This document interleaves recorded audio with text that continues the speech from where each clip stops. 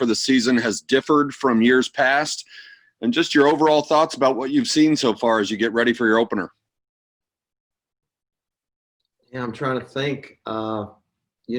Preparation being different. I don't think it's too much different, other than the amount of time somebody sticks something up your nose, way up your nose. That's been one of the biggest differences.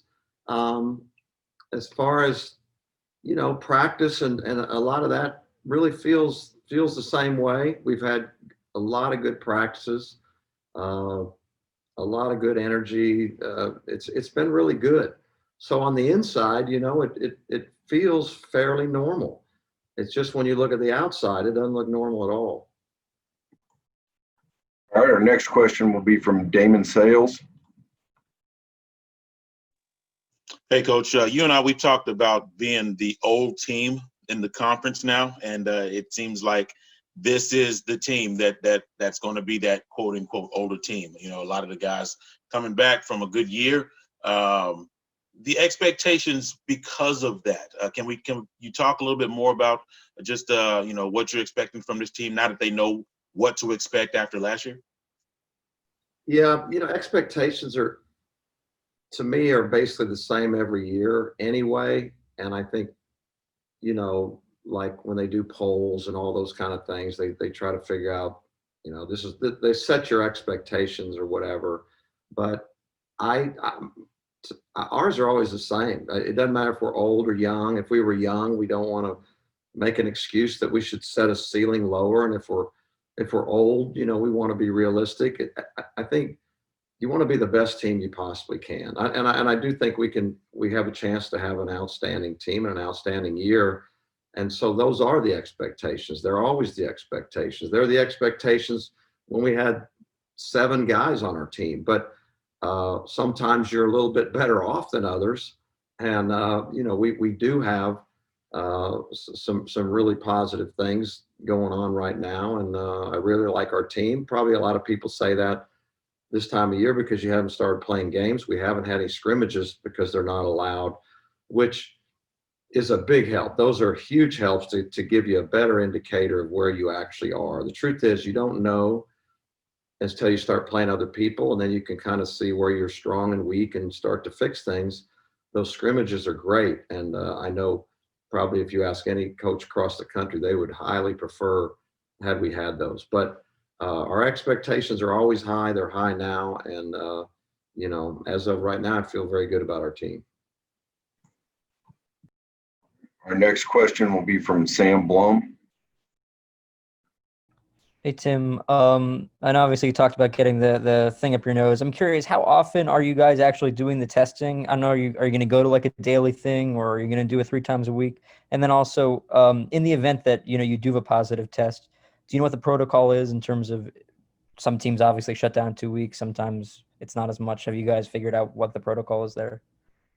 Yeah, that won't be in my hands. Obviously, it's a medical, that's all left far above the athletic world, really, thankfully. But we do test 3 times a week. And whether something is shut down or not it's going to be mostly about contact tracing and how that will come out. And of course, the contact tracing, as I understand it, has pretty much always been the same of 6 feet for 15 minutes, but that's also in a 24-hour period. So you have to basically have a stopwatch on all that. So truthfully, we're all at risk on a daily basis to get shut down. At the same time, if someone tests positive, it doesn't mean that we would be shut down. The fear is, though, if you shut a number of your guys down, it makes it awfully difficult to either play a game or have a practice or whatever. So, it will be a day-to-day situation. It already is. Next question will be from Rich Phillips. Hey, Coach, can you just tell us about the roles you expect for your new guys, both the Darius's plus your and A, if you even have a expectation of a role for him yet, given his status? Yeah, well, 2 of the 3, 3 of the 3, but Two of the three. Darius McBride has not practiced in weeks. I want to say he's up to 5 weeks now. He was in a car accident, pretty scary one, and he has been out. He's still out. So as of right now, we're just hoping he gets healthy so he can start practicing again. As of this moment, does not have a waiver. The decision has not either way been made. I'm still optimistic given the information that has been sent to the NCAA, but we don't have an answer. But the good news is it's the bad news actually. He has not been able to practice for well over a month. I don't know the exact timeline now. He's not back in practice yet because of medical situation that he went through. We are hopeful that he will start practicing possibly this week, but obviously we would have neither of those two for the game. Darius McNeil, did not win his waiver last year, and I know he's been chomping at the bit to get out there, and he's a very important part of our team, and we need him to have a good year. He's very capable. He's very fast, very quick, very strong-willed, tough competitor. He shot the ball very well for 2 years at Cal. Was a double-figure scorer there for 2 years, and so he should have a big role for us. Next question will be from Dick Humphrey. Yes. What's the status of Tyson Jolly for this Wednesday's game? Not exactly sure as of right now. He has been dealing with some personal issues, and so I don't exactly know. We're just hopeful, but don't know for sure on that. All right, next question to Steve Lansdale. Tim, last year, Will Douglas had a lot of medical issues, talked about his illness, I think, and just wondering how he's feeling, how he's looked in camp. And then also your new addition to the staff, John Cooper, just curious what he adds to your staff and the impact he might have. Yeah, William had an injury and an illness. So he had a pretty rough year.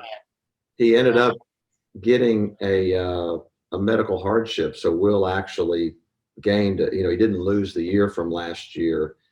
And as you guys all probably know, this year is like a redshirt year. It doesn't count, which is crazy. So now all of a sudden the guy could be in college for 7 years and playing basketball. But I think it was a good decision. But Will is totally healthy, has had some really, really good practices. He just, he's a lot older and he's better, and he needs to have a good year for us. He's definitely capable.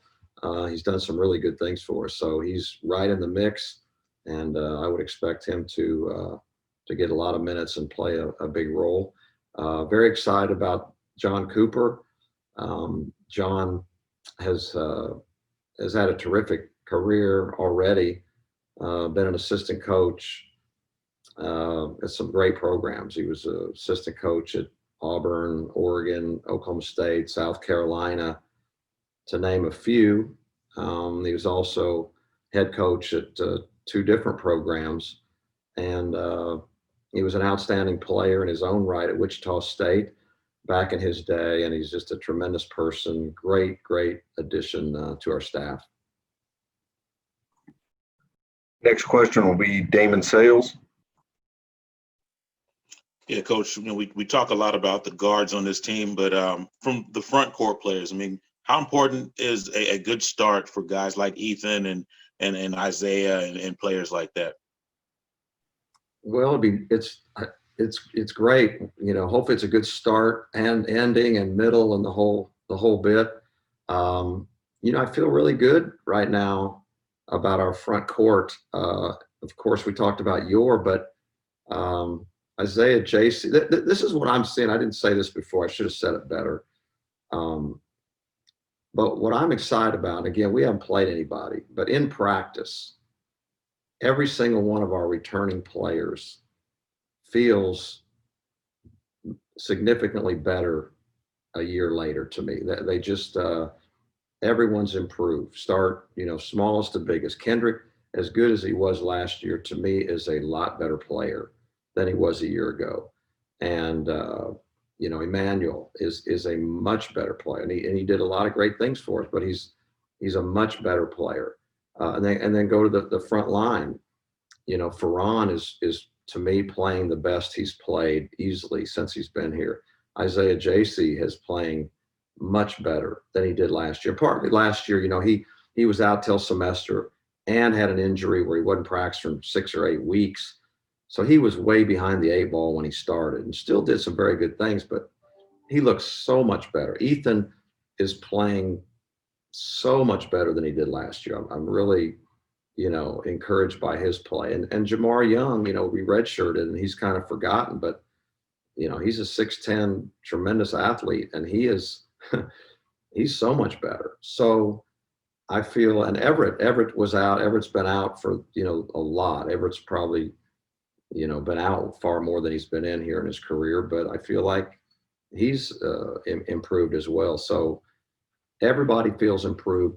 Maybe had we played 2 scrimmages and 3 games, I might not be saying that, but right now that's how it feels. All right, up next, back to Sam Blum. Just to follow up on the Tyson situation, are you confident that he'll be here at some point this year, if it's not the first game or the first week? Well, it's hard to know, when guys are dealing with things or, like he is, it's hard to really predict. I am hopeful, I guess would be a better word. It's, having confidence in this type of thing is probably not right or wrong on my part, but hopeful would be the word. Yeah. All right, up next, John Little.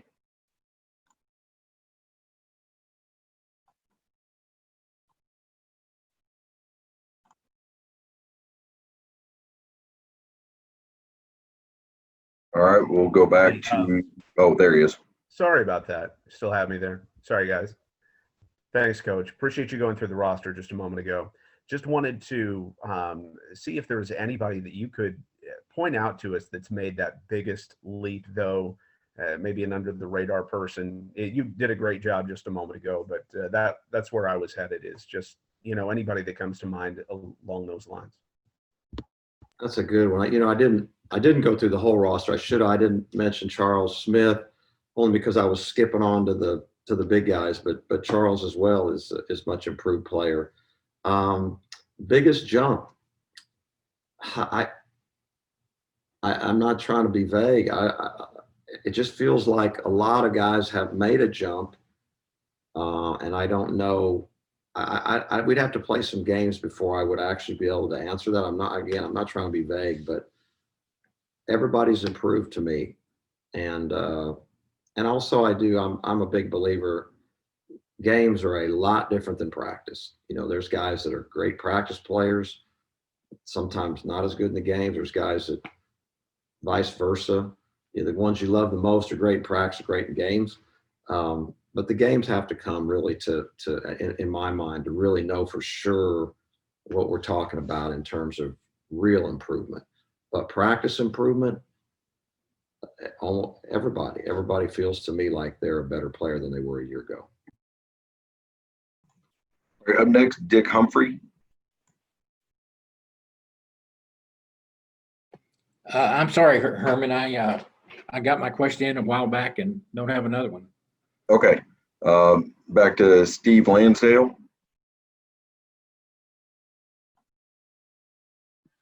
Tim, I'm just curious, you talked about the evaluation that you and your staff have been doing without the benefit of scrimmages. With that in mind, with all the attention you're paying to evaluating, are you doing less of a scouting report of your opponent than you normally would and focusing everything on your own guys? Yeah, we would anyway, honestly, because in the first game anyway, you really have no idea until you've seen somebody or heard what they're doing. So you do go into these early games, especially the first game, blind. And so, yeah, we would do that anyway. So nothing different there. We try to be, 90-some% focused on us anyway. I think it's easy to get all, focused on the other team, and sometimes all your attention should be to yourself. So we're pretty well on us. Hopefully we're prepared for whatever. We can figure it out on the fly. But no, I don't care who we were playing. We would still be 90-some% focused on ourselves, which is what we are. All right, next question, Sam Blum. Two quick ones and then I'll be done. I wanted to get a little more on Isaiah Jayce, and obviously he's been your biggest presence there, but how do you kind of make him a little more physical? Is that what you're seeing in terms of improvement? And then the other one real quick, I know you had thought about maybe adding some to the schedule. Is there any progress on possibly adding games? Yeah, well, on the schedule, we're literally daily. I mean, that's what we do a big part of the time, calling. Even every time you see some of these MTEs breaking up right in front of us, we're on the phone, and it's scheduling is all. I've told you guys a million times. Scheduling is the most frustrating thing always, every year. Okay, it's just incredibly, because you can't ever get even near what you want so much of the time. But this year, it's been times 100,000. The frustration that we have of losing Arizona State and Georgia and UNLV and Evansville, and I mean, it's just incredible. But we are trying to fill the schedule. I was talking to our staff earlier, and misery loves company, and they said there's tons of teams that don't have a full schedule. And there's something wrong with that. That is not a good picture to me of college basketball. We messed that up somehow. I mean, we're a few days away from playing and people don't have a full schedule. And that's just incredibly frustrating. With Isaiah, yeah, he's been a lot of things. He's just better. He's playing very hard. He's slowed down somewhat, quite a bit. He's physical. He's an outstanding defender, and offensively, he's been doing a lot of very good things as well. So he's much improved without question.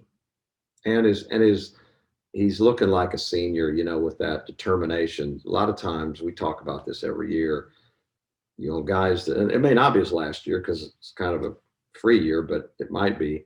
But a lot of guys that are in their last year, there is a different level of urgency and commitment, because they can feel, hey, I don't have any time to waste. And he's been high level in that regard. He's been a great leader in that regard.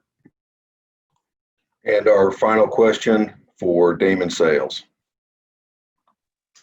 Yeah, Coach, you mentioned John Cooper earlier. I just wanted to get your assessment on Jay Duncan and Yafet King as assistants.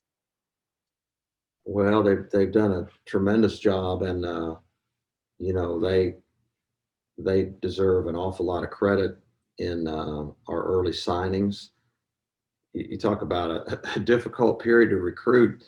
You can't meet them. You can't talk to them in person. You can't watch them play in person. It's unlike anything I've ever seen, just like the rest of the world right now. But to sign two guys of their quality in this situation, I think speaks volumes for them. But I'm thrilled with our staff, thrilled with the guys that we signed, and also not just in terms of recruiting, because they're far more. They're coaching and they're mentoring our players, all those kind of things. I'm very thankful to have both of them, as well as John and the rest of our staff.